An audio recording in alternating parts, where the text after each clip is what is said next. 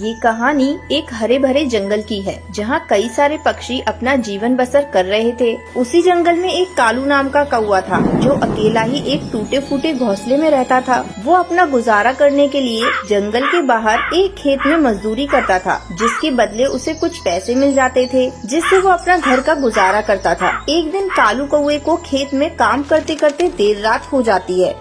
अरे आज तो मुझे बहुत ज्यादा देर हो गई है, अंधेरा भी काफी ज्यादा हो गया है। अब मैं अकेला इतने अंधेरे में अपने घोंसले में कैसे जाऊं? इतने अंधेरे में तो मुझे रास्ता ही नहीं दिखेगा।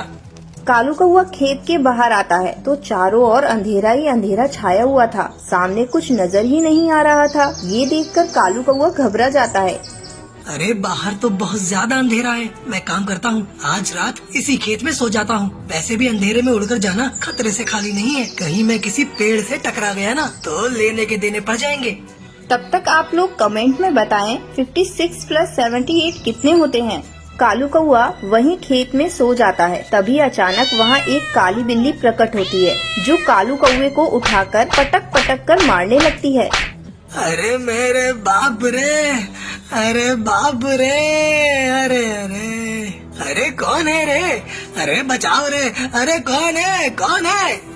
तभी वो काली बिल्ली कालू कौवे को इतनी बेरहमी से मारती है कि कालू कौवे की वही मृत्यु हो जाती है। चलो अब मैं इस कौवे का सारा खून पीकर इसे खा जाती हूँ। वो काली बिल्ली कालू कौवे का सारा खून पी जाती है और उसे खाकर वहाँ से जंगल में चली जाती है। देखते ही देखते 2 दिन गुजर जाते हैं। इधर जंगल में किसी को कालू कौवे की मौत की खबर भी नहीं थी। एक दिन रात के समय जंगल के एक चौराहे पर टुनटुनी चिड़िया और हरी तोता दोनों बैठकर आपस में बातें कर रहे थे। तभी उनके पास वो काली बिल्ली आती है, जिसे देखकर दोनों के होश उड़ जाते हैं। अरे बाप रे बाप, अरे ये तो एक काली बिल्ली है, अरे भागो यहाँ से। तभी वो काली बिल्ली उन दोनों को पकड़ लेती है। अरे कहाँ भागे जा रहे हो दोनों? तुम दोनों तो मेरे शिकार हो। अरे अरे बचाओ रे कोई हमें, अरे देखो हमें इस काली बिल्ली ने पकड़ लिया है, अरे बचाओ, अरे बचाओ बचाओ रे बचाओ। तभी वो काली बिल्ली उन दोनों को उठा कर पटकने लगती है। बाप रे बाप मेरी कमर, अरे छोड़ दे मुझे, छोड़ मुझे, अरे मेरी मुंडी, अरे बचाओ रे। तभी वहाँ एक बिल्लू बिल्ला आ जाता है और वो काली बिल्ली को ऐसा जोरदार धक्का मारता है कि काली बिल्ली वहीं दूर जाकर गिरती है। अरे कौन है रे? तेरी हिम्मत कैसे हुई इन पक्षियों को मारने की? तू है कौन और इस जंगल में कैसे आया?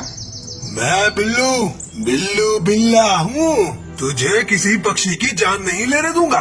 अगर तूने दोबारा इन पक्षियों को हाथ भी लगाया ना तो मैं तेरा सर्वनाश कर दूंगा। अच्छा तो अब तू मुझे रोकेगा? तू मेरे शिकार के बीच में आएगा? तभी वो काली बिल्ली उस बिल्लू बिल्ले पर हमला कर देती है। दोनों में काफी लड़ाई होने लगती है। ये देखकर हरी तोता और टुनटुनी चिड़िया हैरान हो जाते हैं।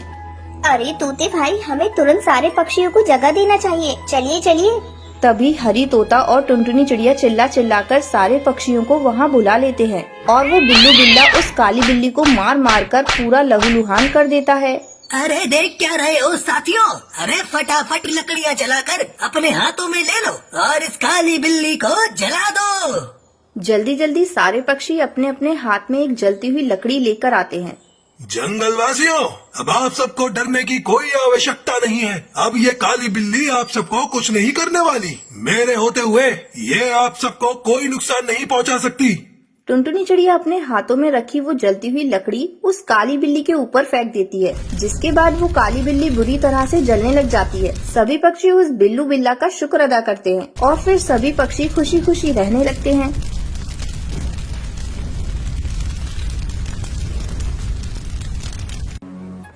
एक जंगल में दुष्ट बिल्लू बिल्ला रहता था जो अक्सर पक्षियों के अंडे व बच्चे खा जाया करता था। वो बहुत ही मोटा और ताकतवर था। सभी पक्षी उससे बहुत डरते थे।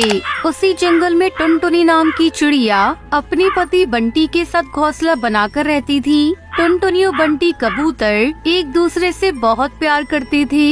एक दिन टुनटुनी ने बंटी कबूतर के खुशखबरी सुनाई। अजी सुनते हो, तुम पिता बनने वाले हो। सच कह रही हो? ये तो बहुत खुशी की बात है। हाँ, कल ही डॉक्टर ने मुझे खुशखबरी सुनाई है और बेड रेस्ट के लिए बोला है। ठीक है, फिर आज के बाद तुम कोई काम नहीं करोगी, बस तुम घर में आराम करोगी और सारा काम मैं कर लूँगा, चाहे घर के बाहर का काम हो या भीतर का, मैं अकेले संभाल लूँगा। तुम चिंता मत करो, अपने और अंडे का ख्याल रखो। इसके बाद बंटी कबूतर घर के सारे काम अकेले ही किया करता था और टुनटुनी का बहुत ध्यान रखा करता था। एक दिन बंटी कबूतर दाने की तलाश में जंगल गया तो अचानक ही आकाश में काले बादल छा गए और तेज आंधी तूफान आ गया। टुनटुनी घर में बैठे बैठे अपने पति की लौटने की प्रार्थना करने लगी। सुबह से शाम हुई और बंटी कबूतर का कुछ पता नहीं चला। सभी पक्षी अपने अपने घर लौट आए पर बंटी कबूतर नहीं आया। मौसम में आए अचानक बदलाव के कारण बहुत से पक्षी को परेशानी का सामना करना पड़ा था। कुछ पक्षी तो घायल भी हो गए थे। ये सब देखकर टुनटुनी की आंखों में आंसू आ गए। किसी तरह रोते रोते रात काटी और सुबह सुबह ही अपने पति की तलाश में जाने का निर्णय लिया। तोताराम ने उसे रोते देखा तो उसके पास आया। क्या हुआ टुनटुनी बहन, चिंतित लग रही हो? सब ठीक तो है?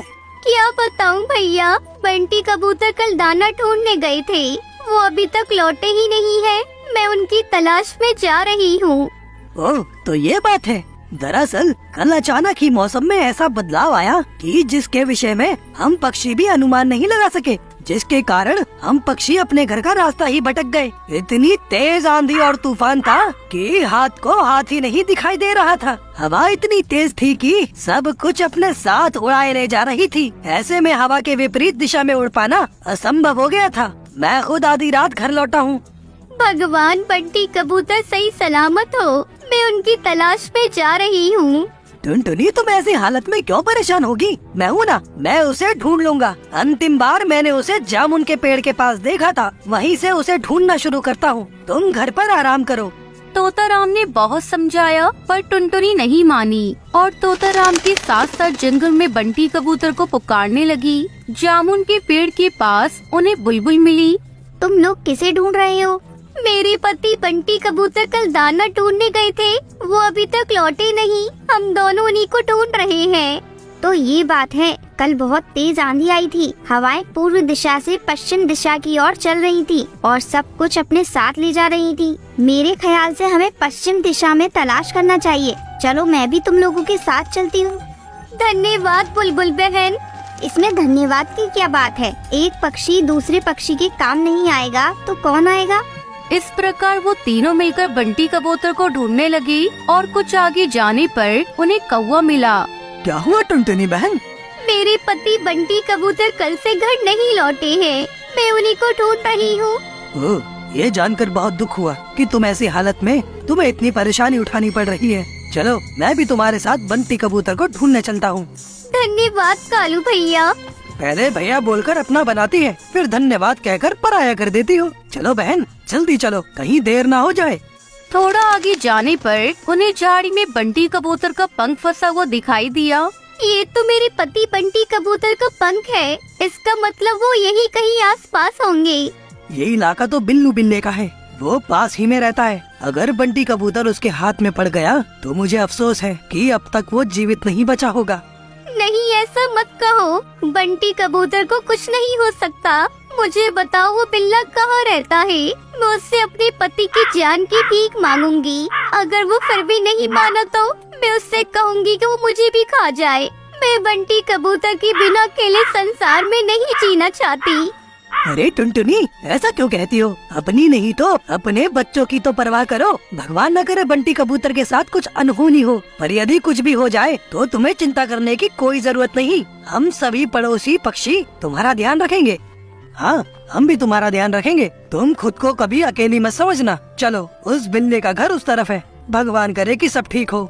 आगे जाने पर एक घर के बाहर एक बिल्ला दिखा और घर के भीतर से रोने चिल्लाने की आवाज आ रही थी। ये देखकर टुनटुनी अपने आप को रोक नहीं सकी और बिल्ले के सामने पहुंच गई। दुष्ट बिल्ले, मेरे पति को छोड़ दे वरना। वे वरना क्या कर लेगी? नन्ही चिड़िया, तुम मेरा कुछ नहीं बिगाड़ सकती। आज शाम को मैंने अपने दोस्तों को दावत पर बुलाया है। अब तो मैं तुम्हें भी कैद कर लूंगा और रात को अपने दोस्तों के साथ एक स्वादिष्ट चिड़िया और कबूतर की दावत उड़ाऊंगा। तभी सभी पक्षी झाड़ियों के पीछे से बाहर निकल आए ये मत सोचना कि टुनटुनी चिड़िया कमजोर है तो तुम उसे डरा लोगे। हम चारों मिलकर तुम्हें ऐसा सबक सिखाएंगे कि जिंदगी भर याद रखोगे। इतना कहकर कालू, तोताराम और बुलबुल तीनों बिल्ली पर टूट पड़े और टुनटुनी बिल्लू के घर का दरवाजा खोलकर अपने पति को आजाद कराया। बिल्लू बिल्ला की भली प्रकार मरम्मत करके वो सब टुनटुनी चिड़िया के घर पहुँचे।